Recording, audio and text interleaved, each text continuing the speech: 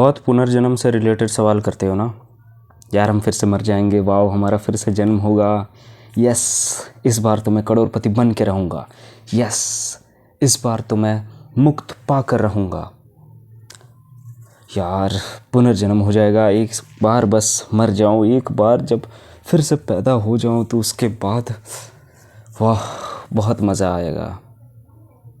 मैं तुमसे सवाल करता हूँ अब, किसका पुनर्जन्म? हाँ यहीं पर सवाल करता हूँ, किसका पुनर्जन्म? किसका? उसका पुनर्जन्म जिसका हर बार मौत हुआ है, या फिर उसका पुनर्जन्म जो कभी पैदा ही नहीं हुआ था, वो शुरू से था? किसका पुनर्जन्म? तुम उसका ही पुनर्जन्म चाह रहे हो जो हर बार मरा है, जो हर बार जिसका अहंकार नष्ट हुआ है, जो हर बार जला है, जो हर बार मिटा है। तुम उसका पुनर्जन्म देखना चाह रहे हो। लेकिन माय डियर फ्रेंड, इसका पुनर्जन्म नहीं होता। पेड़ से एक पत्ता टूट के गिर जाए, मर जाए, वो सेम पत्ता का पुनर्जन्म नहीं होता। पुनर्जन्म किसका होता है? जो अपने आप को अहंकार समझ के बैठा है, जो अपने आप को विचार समझ के बैठा है, जो अपने आप को बॉडी सब कुछ लो चेतना वाला समझ के बैठा है, उसी का पुनर्जन्म होता है। जो अपने आप को समझ के रखा है, जिसका चेतना का स्तर ऊंचा है, जो इन सारे चीज़ों में उलझता नहीं, उसका पुनर्जन्म नहीं होता। उसको और जन्म ही नहीं लेना पड़ता। मैं ये बोल दूंगा, चलो ये भी बोल दूँ तो भी कोई फ़र्क नहीं पड़ता। लेकिन तुम वो बोल रहे हो, तुम उस अहंकार को बढ़ावा दे रहे हो जो मरता ही है, वो मरने के लिए पैदा होता है, उसका नष्ट होना निश्चित है। और तुम बोल रहे हो कि उसका पुनर्जन्म, मेरा पुनर्जन्म। यहाँ पर मैं ही माने क्या? मैं तुमसे पूछता हूँ मैं का मतलब ही क्या है यहाँ पर? तुम बोलोगे कि मैं हूँ, मेरा शरीर है, मेरा बॉडी, मेरा थॉट है, मेरा माइंड है। मैं बोलता हूँ ये मैं नहीं है, यही तो है अहंकार, जो तुम अपने अंदर से इन सारी चीज़ों को मान के रखे हो कुछ है। यही है अहंकार कि मैं कुछ हूँ, कुछ नहीं हो। बस तुम कुछ नहीं हो, ये चीज़ जान लो, समझ लो। अपने कॉन्शियसनेस का लेवल ऊंचा कर दो, पता चल जाएगा तुम्हें, बहुत सारी चीज़ों के बारे में पता चल जाएगा कि तुम कुछ भी नहीं हो। और जन्म भी उसी का होता है जो अपने आप को ही सर्वश्रेष्ठ समझ के रखा है, और वो जन्म लेता रहेगा और वो मरता रहेगा। वो है अहंकार, तुम्हारा नहीं, तुम्हारे थॉट्स का नहीं। थॉट्स ब्रेन में सेव हो जाते हैं और ब्रेन भी जल जाता है। शरीर जलता है तब ब्रेन भी जलता है। बॉडी की रियलिटी यही है। किसी भाई ने पूछा था कि बॉडी की रियलिटी क्या है, तो यही है भाई, बॉडी की रियलिटी यही है। सुन लो कि बॉडी जलता है हर बार, मैं जलता है हर बार, हम जलते हैं हर बार। चाहे कितना भी ज़्यादा हष्ट पुष्ट क्यों ना हो, कितना भी ज़्यादा मसल गेन क्यों ना किया हो, कितना भी ज़्यादा उसका बॉडी क्यों ना हो, बहुत ज़्यादा गुड लुकिंग क्यों ना दिखता हो, वो जलता है। कैसा भी क्यों ना हो, फ़र्क नहीं पड़ता। उसका अहंकार का नष्ट होना तय है। जब तक वो इन सारी चीज़ों को मानता रहेगा कि यही मैं हूँ, मेरा सुंदरता ही मैं हूँ, उसका नष्ट होना तय है। जब वो इन सारी चीज़ों को मैं कहकर संबोधित कर देगा कि यही सब चीज़ मैं हूँ, उसका नष्ट होना निश्चित है। और फिर डरता रहेगा कि ये सब चीज़ नष्ट ना हो, बच जाए। नहीं बचने वाले, नहीं बचने वाले। तो तुम जब सवाल कर भी रहे हो ना कि पुनर्जन्म होगा, तो यहाँ पर सवाल ये भी करो कि पुनर्जन्म किसका होगा, किसका होगा, वो सवाल करो। तुम किस हिसाब से ये चीज़ बोल दिए कि मेरा पुनर्जन्म होगा? यहाँ पर मेरा का मतलब भी क्या है? मेरा को भी ढूंढो ना, कौन है मेरा? मैं को भी ढूंढो, पता चल जाएगा तुम्हें बहुत कुछ चीज़। किसका पुनर्जन्म हो रहा है? जो अपने आप को सुपीरियर बनाना चाहता था, जो अपने आप को अमर करना चाहता था, वो तो हर बार मरता है, वो हर बार मरता है। तुम देख लो, इतिहास उठा कर देख लो, इतने सारे राजा पैदा हुए जो इस पूरे वर्ल्ड को कब्जा करना चाहते थे, इवन कब्जा कर भी लिए थे, वो भी मरे। वो भी लास्ट में ये समझे कि हमारा मौत होना तय है, मृत्यु होना तय है। तो हम किस चीज़ के प्रति इतना ज़्यादा अहंकार शो कर रहे हैं, ईगो शो कर रहे हैं कि हमें अमर होना है? ये जो बोल रहा है ये हर बार मरा है। पुनर्जन्म जैसी कोई चीज़ नहीं होती। जो ट्रुथ होता है वो कभी मरता नहीं, वो कभी जलता नहीं, वो सच होता है, वो सत्य होता है, वो कभी मरता नहीं। और जो इंसान इन सारी चीज़ों को, अहंकार को ही अहम समझ के रखा है, तो वो मरेगा। मरेगा यानी शरीर छूटना मरना नहीं होता। मरना यानी उस अहंकार का मरना होता है,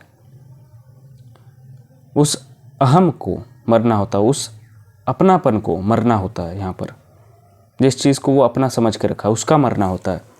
जो चीज़ वास्तव में है, जो सब जगह है, जो मील कोस दूर में भी है और जो यहाँ पर भी है और जो आगे भी होगा, उसे पुनर्जन्म लेने की क्या ज़रूरत। वो तो अजन्मा है, वो तो जन्म ही नहीं लेता, वो तो पहले से ही है। उसे जन्म मरण के चक्कर से वो ऑलरेडी मुक्त है। उसे क्यों जन्म लेना पड़ रहा है? जन्म तुम्हें लेना पड़ रहा है, यानी तुम्हारे अहंकार को मिटा दो। इन सारी चीज़ों को फिर मिटाना चाह नहीं रहे, देखना चाह नहीं रहे, खुद से कुछ करना नहीं चाह रहे, अंदर ही बस मान रहे हैं और कुछ नहीं। जो बोल दे रहे हैं मान रहे हैं और कुछ नहीं। पूछो तो सवाल कम से कम खुद से, क्या कर रहे हो, पूछो। जब तक नहीं पूछोगे भटकते रहोगे, घूमते रहोगे। और तब तक घूमते रहोगे जब तक तुम सोच रहे हो कि कुछ ऐसी चीज़ हो जाएगी जो मुझे अचानक से बचा देगी। तुम इन्हीं सारी चीज़ों में फिर भटकते रहोगे। कुछ होगा, कहीं से कुछ आएगा, कुछ चमत्कार हो जाएगा, कुछ हो जाएगा। तुम इन्हीं सारी चीज़ों में फिर भटकते रहोगे। इसीलिए भटकते रहोगे क्योंकि तुम्हारा चेतना का स्तर अभी भी नीचे है। जब कॉन्शियसनेस का स्तर ऊपर चढ़ जाता है तब तुम किसी को कुछ नहीं समझते हो, किसी को कुछ नहीं समझते हो। मैं यहाँ पर बोल रहा हूँ, तब तुम सारी चीज़ों को लो कॉन्शियसनेस समझने लग जाते हो। तुम सोचते हो कि इसका कुछ ज्ञान ही नहीं है, ये अंधकार में जी रहा है, तो तुम सोचते हो कि इसके अंधकार में रोशनी की ज़रूरत है, बस तुम ये सोचते हो फिर। इसीलिए तुम बाकी सारे लोगों से भी फिर मुंह नहीं लगना चाहते हो, खामखा। कोई फ़र्क नहीं पड़ता, कोई मतलब नहीं। तो साहब क्या समझ आया? ये पूछ भी सवाल वो रहा है कि जन्म कौन लेगा, मैं फिर से बचूंगा, मैं फिर से आऊँगा। ये पूछ भी वो रहा है, सोचो, ये पूछ भी वो रहा है जो हर बार टूटा है। ये पूछ रहा है और ये अभी तक नहीं समझ पा रहा है कि ये हर बार टूटा है, अभी तक नहीं समझ पा रहा है। तो समझा दो ना खुद को, सोच लो, थोड़ा गहरा अध्ययन कर लो खुद से।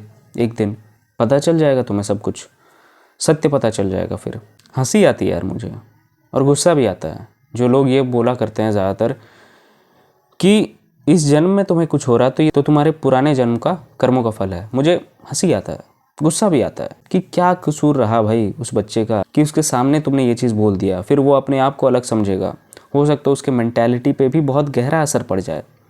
हो सकता है वो कुछ अनिष्ट ही कर दे, कुछ गलत ही कर दे। फिर वो ये सोचेगा ना, उसके अहंकार को तुम और ज़्यादा बढ़ावा दे रहे हो, और इन सारी चीज़ों से वो पाएगा भी कुछ नहीं। वो टूट जाएगा, बस अंदर से टूट के बिखर जाएगा।